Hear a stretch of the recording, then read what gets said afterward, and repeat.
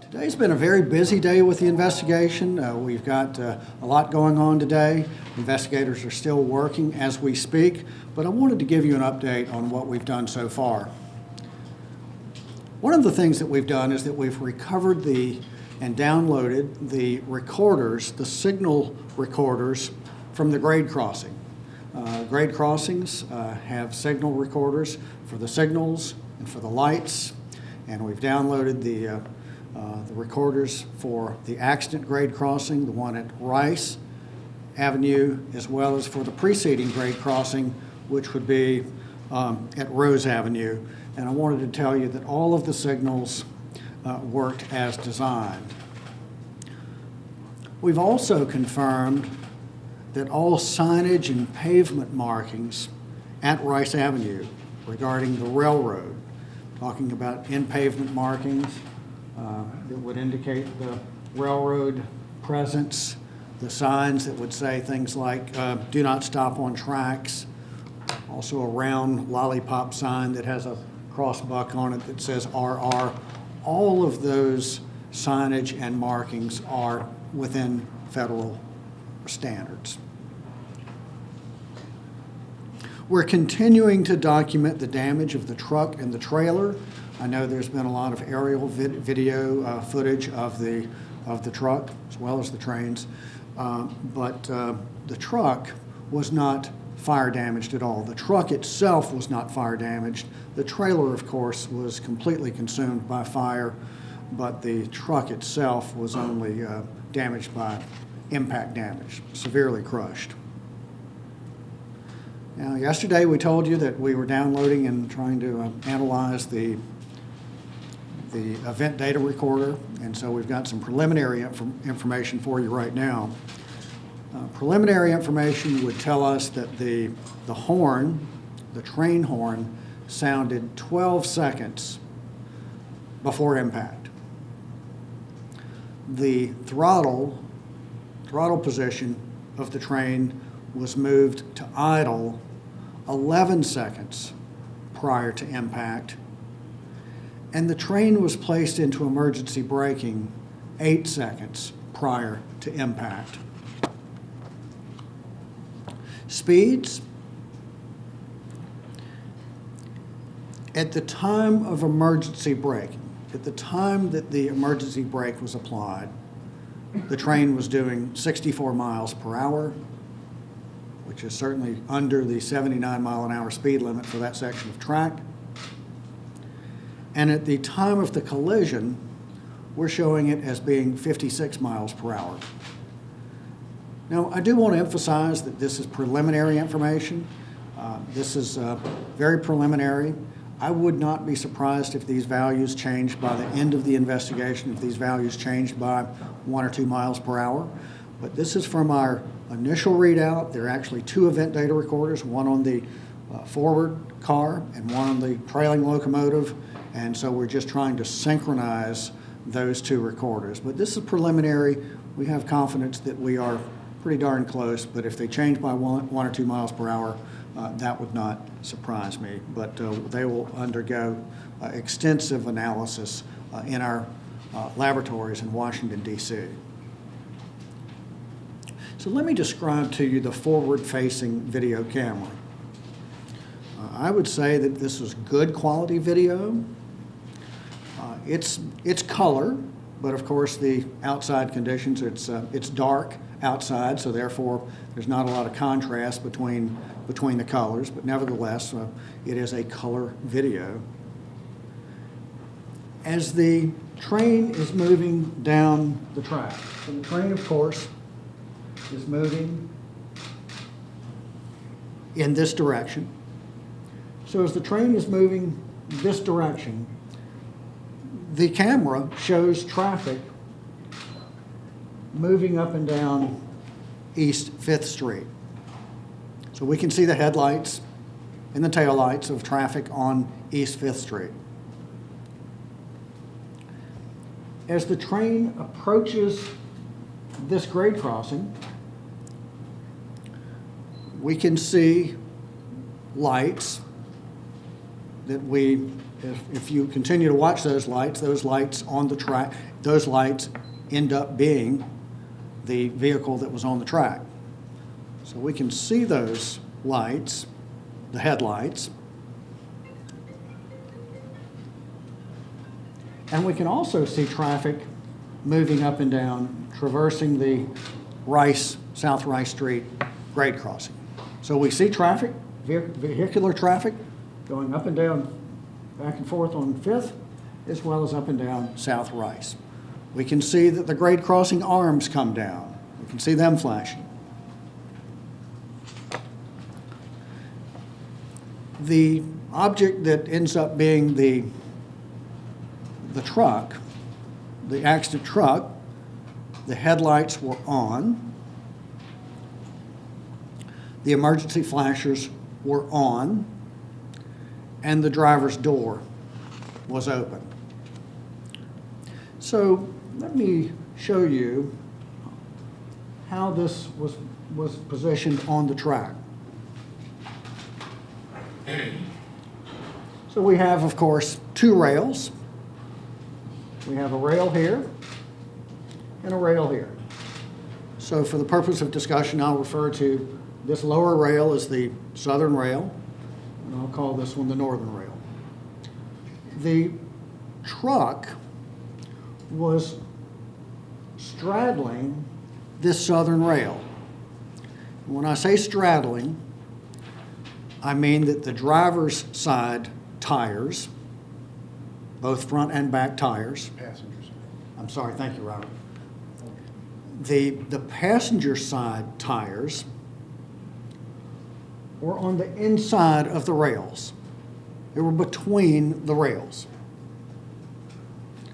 The driver's side tires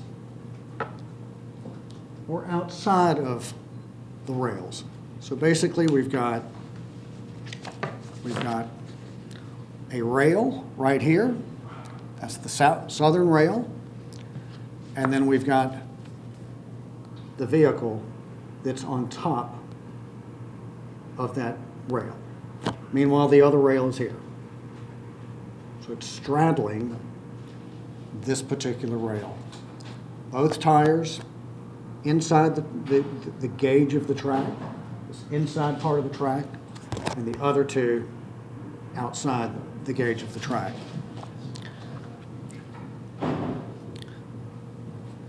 The vehicle is facing the train, basically, but it is canted slightly at an angle. It's not completely straight toward the train, but it's canted at an angle slightly.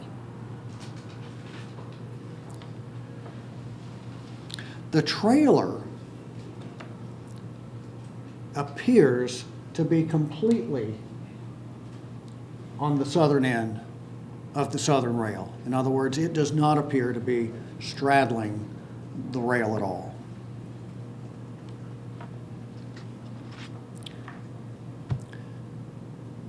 Anything else on that I should cover? No, sir. Good, thank you. Okay, so let's talk about the people involved in the collision. The engineer is 62 years old. He has 42 years of experience, and he is #1 on the Metrolink seniority list.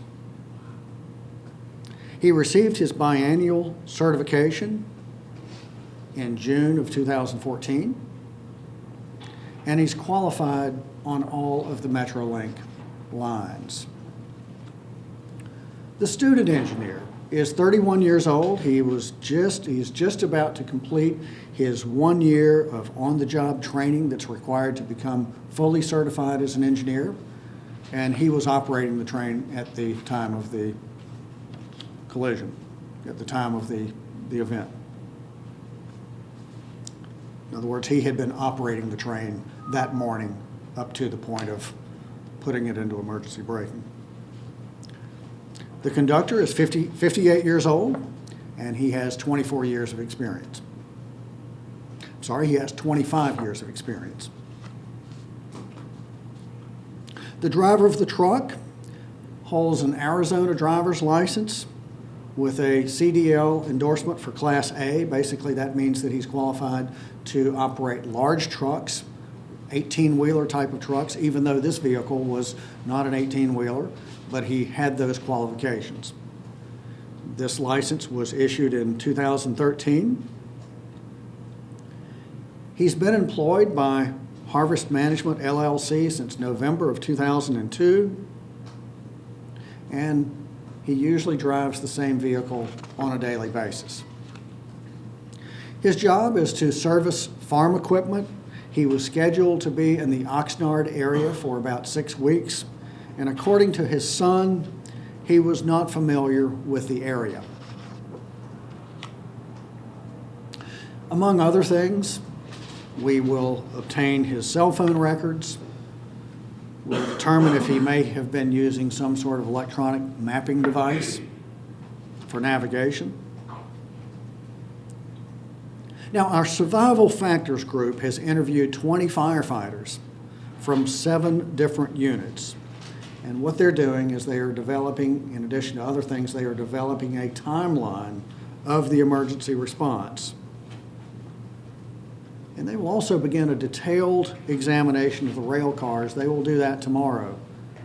They thought initially they would do it today, but they wanted to get the interviews done yesterday because, as we know, people's memories of things fades or changes, so we thought it would be best to conduct the interviews as soon as we could. So we did the interviews yesterday and today, and we will be doing the rail car surveys beginning tomorrow. But the cursory look at the ROTM CEM cars, crash energy management cars, reveals very little crush damage. A more detailed examination of the inner workings of the crash energy absorbing equipment will be done, but we'll have to move the rail cars to a maintenance shop in Los Angeles to remove certain panels. So that will be looked at very carefully. We're interviewing passengers. Those are in progress as we speak. And the things that we want to learn from the passengers would be the extent of their injuries, how they evacuated the train, and how they were medically treated.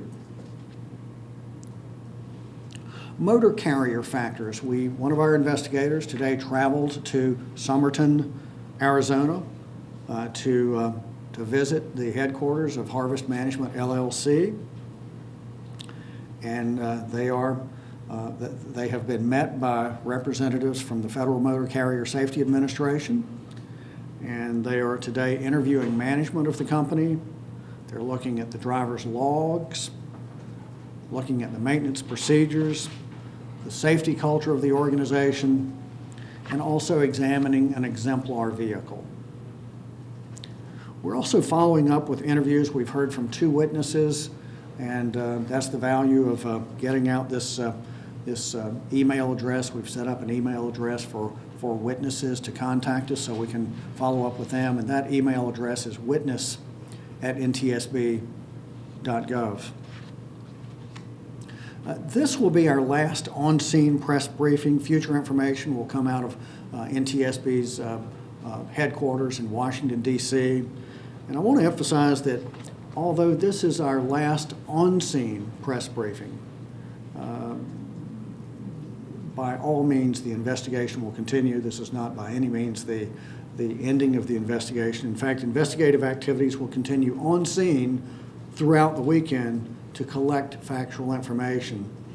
And really the plan is that when our investigators leave Oxnard, we either want to have the information that we need or have a plan for coming up for the information that we don't have. So throughout the investigation, what we will be doing is constructing a very detailed timeline. We'll use several data sources. Certainly the recorders will be valuable, the event data recorders, the video recorders, but the interviews will be important, emergency response logs, all of that will be important to help us paint a very detailed picture of the facts, circumstances, and conditions surrounding this accident. So I'll be glad to take questions. What I'd like for you to do, as we've done in the past, if you would kindly raise your hands, I'll call on you and state your name and your outlet. So any questions? Back here in the back. Yes, sir. Hal Eisman, Foxwell. The attorney for the truck driver has said that what the driver did was he turned onto that area you've got marking to the west, thinking it was an asphalt road, and then ended up finding out it was the tracks, and then he couldn't get off of the rail of the track, and that's when he left that vehicle. From what I'm hearing you say now, is this consistent with that story? So really, just to reiterate, what we believe at this point would be the accident sequence would be that the driver of the truck was proceeding south on Rice Avenue, probably with the intent of turning right onto East 5th Street, but instead, for whatever reason, made the turn about 55 feet early onto the railroad tracks. So that's what we've been told. We will be looking at any source that we can to determine if that's the exact scenario, but that's certainly one of the things that we're looking at, is to confirm that. Yes, ma'am. Tammy Abdullah, Associated Press. Just a point of clarification and then a follow-up and then a question.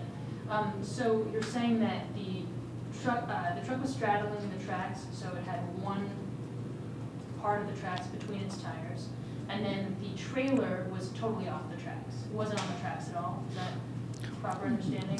The question is, I just needed some clarification on the positioning of the truck and the trailer. And so and I guess instead of saying track, because a track consists of two rails and cross ties and rocks, ballast, all that. So two of the tires, if this is the rail, and we have another rail here, we've got two rails. This is the truck. So there's another rail here. So the truck had two tires, two wheels, I should say, because it had actually two axles on the back. But the tires, the wheels on this side, the passenger side of the vehicle, were on one side of this south rail. It was actually on the tracks, right? Actually on the cross ties itself that would, yes. So again, here's another rail here, straddling that southbound rail, that southern rail, and the trailer appears to be, and we're just getting this from the video, and we've got to really carefully analyze it, but it appears that the trailer is completely off of this rail. So it's nowhere on the rail. It's totally just on off of the track, off of the rail, not on that. Not on that rail at all. So it would be, the vehicle would, the truck itself would be here, whereas the trailer would be down in that section. And you gave a timeline. You said 8 seconds prior the emergency brake was engaged in the train, and then you said that the video captures. You can see the headlights. It appears to be the truck.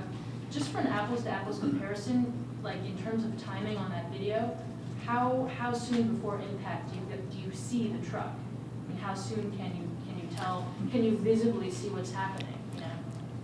The question is, how far down this railroad track can you actually see the lights of the truck? Yeah, and then you say you saw the door open. Was that like at 7 seconds prior to impact? When I say the door was open, yeah. The door was not being opened. As the full truck comes into view, the door is already open. So at what time is that prior to impact? Was that 5 seconds, 8 seconds, 12 seconds prior?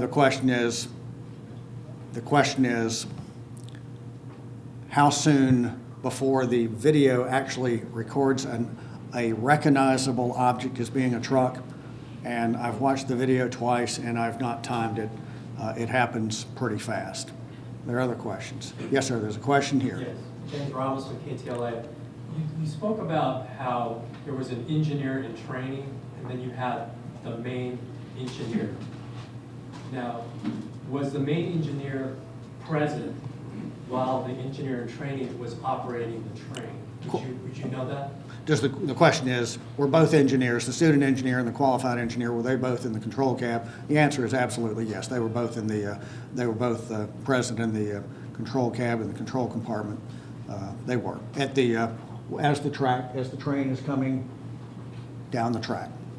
Yeah, so the engineer, the qualified engineer, has to stay in the control compartment with the student. It's a question here. Amy Johnson of KCBS and KCAL 9. I know that you said that you were still looking at the cars and trying to determine the injuries, but at this point, preliminarily, can you say where most of the injuries were sustained, in which car? Was it one of the older cars or the? Can we say where most of the injuries in the train itself occurred? And we will be conducting what we'll do is we'll interview the passengers. It's not like an airline, as we know, where people have assigned seats. So we will interview passengers, see where they were seated, and then correlate that to their injuries. So that will be an ongoing process to see what correlation we can come up with there. Yes, ma'am. Bringing here at LA Times, could you speak toward the layout of the crossing as far as was there anything unusual, anything dangerous about that crossing? Is there anything unusual about this crossing? And let me describe to you just sort of the layout. I mean, you see it right here. There's a sidewalk, pedestrian sidewalk here and here. You can see that on the white concrete. And I'm not saying this is unusual, but just to give you an idea, obviously and the sidewalk has about a 6-inch curb. We know what sidewalks look like. They have a curb. But you can't have a curb continuing, a 6-inch curb continuing across the railroad tracks because the train couldn't go through. So it tapers down. The curb tapers down to grade level. And for 20 feet, for 25 feet, it is completely flat across there. It's just down to street level. And then it tapers back up to a 6-inch curb down through there. So, so one of the things that we will be looking at is, and a key question to be answered, how could a driver believe that that was a road? And we know it's dark, and we will be looking to see if perhaps with this line right here, could that be confused with this line, and where a driver could have perceived that opening in the sidewalk as being an opening to a street. So that's one of the many things that we want to do. We want to understand what human factors could have led someone to think that this was a street. So that's not unusual. That's the way grade crossings have to be, where you have a sidewalk, but that's one of the things that we'll look at. We'll take 2 more questions. There's a question back here. Yes, ma'am. Susan Monroe, KNBC. What was it specifically about this accident that led you to come out and look at it? Before you said you didn't go to all accidents. Yeah, what got the NTSB's interest in this accident? Why did we come to this one with over 2,000 grade crossings in this country every year? About 250 of those each year have fatalities or are fatal. Why did we come to this one? And several factors. For one thing, just 3 weeks ago, we did go to a fatal grade crossing accident in New York where 6 people were killed. So grade crossings are very much on our mind. We thought that it was unusual that this was not the traditional grade crossing accident where a truck or a vehicle gets on the tracks right here at the grade crossing and gets stuck. We thought that it was unusual that a vehicle had turned down the track like that where it was struck. So we wanted to see that. We know that Metrolink has been using the new Rotom CEM cars. We're very interested to know how those cars would hold up in an accident. So a number of factors that we said, we need to go and look at this one. So we'll take one last question. And there's a question right here. Yes, ma'am. I'm Sherry Carlson from the Ventura County Star. When you looked at the video, you said the headlights of the truck appeared to be on, the emergency flashers appeared to be on, the door was open. Did you see the driver or anyone standing in the area or running from the area? Did we see the driver in our video, in the video? Was he present, running, anything? The answer to that is no. We're going to spend a lot of time scrutinizing that video. We've just taken, we've looked at it today. but we will look at it. Our investigators in our lab will literally look at it frame by frame, 1/32 of a second by 1/32 of a second, frame by frame, analyzing every aspect of that. I want to thank you all. Terry Williams, our Public Affairs Officer, will come and discuss a few details as far as how we will proceed, but thank you all very much. Thank you, Terry.